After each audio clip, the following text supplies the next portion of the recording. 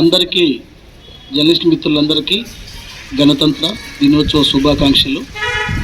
అది గణతంత్ర దినోత్సవ శుభాకాంక్షలు తెలియజేస్తూ మీ అందరు ఇక్కడ త్వరగా వచ్చినందుకు శుభాకాంక్షలు.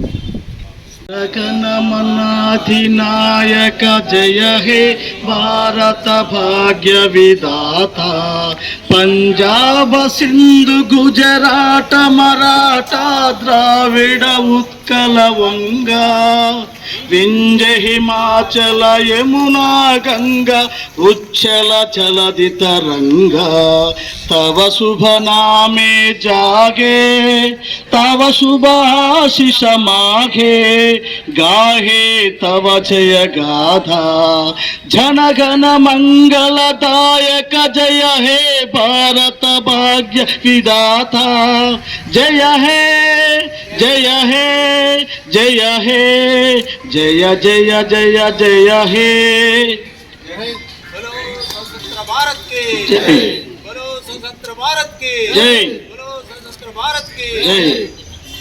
కమిటీ TUWJ TJF ఆధ్వర్యంలో గత 2 సంవత్సరాలుగా మనం జెండా ఆవిష్కరణ కార్యక్రమాన్ని ఘనంగా నిర్వహించుకుంటున్నాము.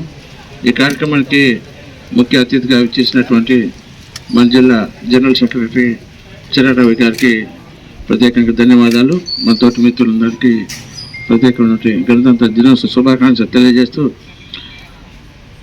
ఈరోజు గణతంత్ర దినోత్సవం ఏర్పడటానికి అనేక మంది తమ ప్రాణాలను తృణప్రాయంగా పెట్టి అర్పించి సాధించుకున్నటువంటి స్వతంత్రం భారత రాజ్యాంగ నిర్మాత డాక్టర్ బిఆర్ అంబేద్కర్ వారు స్వహస్తాలతో లిఖించబడినటువంటి రాజ్యాంగాన్ని ఈ దేశానికి అంకితం ఇస్తూ ఈరోజు మనంత స్వచ్ఛ జీవులుగా ఉండటానికి ఆనాటి మహానుభావులు చూపిన మార్గం నేటి భావితరాలకు మార్గదర్శకంగా ఉంటున్నాయి. వారి అడుగుజాల్లో మనందరం మరింత పునరంకితులు కావాలని ఆకాంక్షిస్తూ ఈరోజు మన కార్యక్రమానికి వచ్చేసినటువంటి 77వ గణతంత్ర దినోత్సవం. మిత్రులారా, అనేక పోరాటాలు, అనేక త్యాగాలు, ఎందరో మహానుభావుల యొక్క జీవిత త్యాగాలతోటి ఏర్పడింది ఈ రాజ్యాంగం. రాజ్యాంగం ద్వారా 1947లో స్వతంత్రం వస్తే ఈ 50లో రాజ్యాంగం అమల్లోకి వచ్చింది. సో రాజ్యాంగం ఎందుకు అమల్లోకి వచ్చిందంటే, మనది పెద్ద ప్రజాస్వామ్య దేశం. ఎలా అయింది? బాబాసాహెబ్ అంబేద్కర్ వాళ్ళ కమిటీ అనేక దేశాల రాజ్యాంగాలను చదివి వాటిని అన్నింటినీ వడపోసి ఒక 100 సంవత్సరాలు ఆ పైబడి ఉపయోగపడే విధంగా అందరికీ సమానత్వం దేశంతో ఈ గొప్ప రాజ్యాంగాన్ని రచించారు. ప్రపంచంలోనే అతిపెద్ద ప్రజాస్వామ్య దేశం మంది. సో ఆ రాజ్యాంగం మనందరికీ చిన్న పెద్ద ధనిక భేద అనే తేడా లేకుండా అందరూ సమానులైన స్పష్టంగా రాజ్యాంగాన్ని తీసుకొచ్చి మనందరికి అప్పగించారు. ఇప్పుడు ఆ రాజ్యాంగం స్పష్టంగా అమలు కావడం లేదు. దానికి అనేక రకాలుగా రాజకీయ ఒత్తిళ్లు కానీ సవరణలు కానీ జరుగుతూ ఇప్పుడున్న సమాజంలో ఉన్నట్టుగా రాజ్యాంగం అమల్లో అనేక ఇబ్బందులు అవుతున్నాయి. జర్నలిస్టు మిత్రులుగా మనం చేయాల్సింది ఏంటంటే, సమాజాన్ని ముందుకు తీసుకెళ్లాలంటే రాజ్యాంగాన్ని బట్టే మనం ముందుకు నడవగలం. ఏ రాజ్యాంగం అంటే, మనం ఎప్పుడైతే స్వతంత్రంలో ఈ రాజ్యాంగాన్ని మనం ముందుకు తీసుకొచ్చి చదువుకుంటున్నామో, ఆ రాజ్యాంగం అనేది చాలా గొప్ప చట్టం. అది దాన్ని మితిమీరిపోవడానికి అవకాశం లేదు. సో ఇప్పుడు ఆ రాజ్యాంగాన్ని దృష్టిలో పెట్టుకొని మన వార్తలు కానీ ప్రజాస్వామ్యానికి ప్రజలకు అనుకూలంగా మనం రాజ్యాంగాన్ని లోబడి వార్తలు రాసి మంచి జర్నలిస్టులుగా మంచి పేరు తెచ్చుకొని సమాజానికి మంచిగా చేయాలనే ఉద్దేశంతో మీ అందరికీ కూడా మరొకసారి 77వ గణతంత్ర దినోత్సవ శుభాకాంక్షలు తెలియజేస్తున్నాను.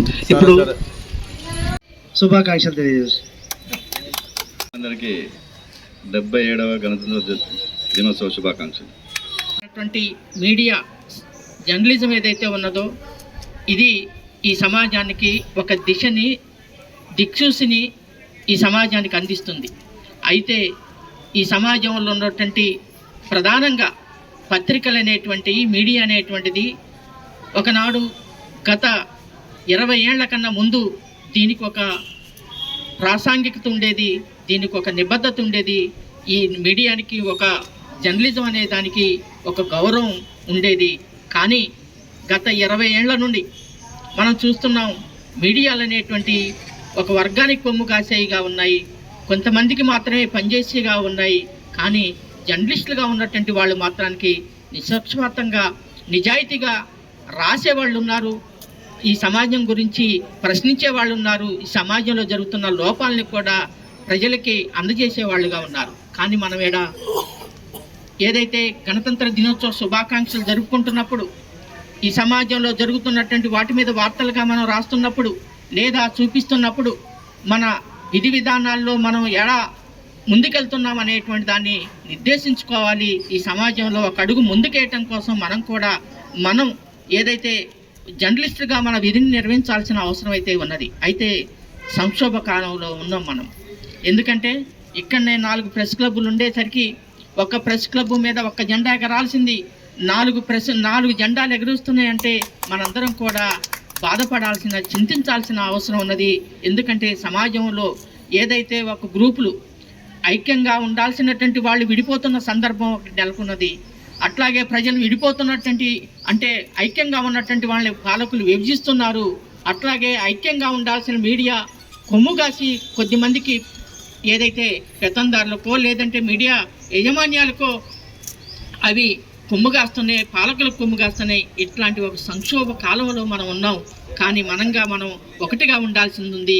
జర్నలిస్ట్ అంతా ఐక్యంగా ఉండాల్సి ఉంది. సమాజాన్ని ముందు తీసుకెళ్లటంలో, ఈ సమాజానికి దిశనిర్దేశం చేయటంలో మనందరం కూడా కీలక పాత్ర పోషించాల్సి ఉంది. ఈ సమాజాన్ని తట్టి లేపేటువంటి, ఆలోచింపజేసేటువంటి, ఈ సమాజానికి ముందు తీసుకెళ్లేటువంటి, ఈ సమాజం పురోగమనానికి మన గళాలని పదును పెట్టాల్సిన అవసరం ఉన్నది. ఈ సమాజం మార్పు కోసం మనందరం కూడా కృషి చేయాల్సి ఉంది. అంతేకాని 4 జెండాలు ఎగరేసుకొని 3 చాక్లెట్లు తీసుకొని 76 స్వతంత్ర దినోత్సవాలని అనుకుంటే ఇది సరిపోదు. ఎందుకంటే ఇది మనం బాధపడాల్సిన అవసరం. ఎందుకంటే స్వతంత్ర దినోత్సవం జరుపుకోవడం అంటే రిపబ్లిక్ డే జరుపుకోవడం అనేది మంచి విషయమే. కానీ అదే సందర్భంలో ఐక్యంగా లేకపోవడం అనేది మనం చింతించాల్సిన అవసరం ఉన్నది. ఏదైనప్పటికీ కూడా ఈ యొక్క ప్రెస్ క్లబ్ని మనం తీసుకున్న తర్వాత, మన అధ్యక్షుల వారు మన ఇక్కడ కార్యవర్గం తీసుకున్న తర్వాత దీనికి ఒక వెలుగుని, ఒక కాంతిని తీసుకొచ్చినటువంటి మన ప్రెస్ క్లబ్ కమిటీ. అట్లా మన ప్రెస్ క్లబ్ కమిటీని వాస్తవంగా మనకున్నటువంటి ఏదైతే 4 జెండాలు ఎగరేయచ్చు, కానీ ఈ జెండాని ఎగరేయటంలో మనకు ఒక న్యాయం ఉన్నది. ఎందుకంటే మనందరం కూడా ఈ యొక్క ప్రెస్ క్లబ్కి వన్నె తెచ్చినటువంటి వాళ్ళు మీరు కృషి చేశారు.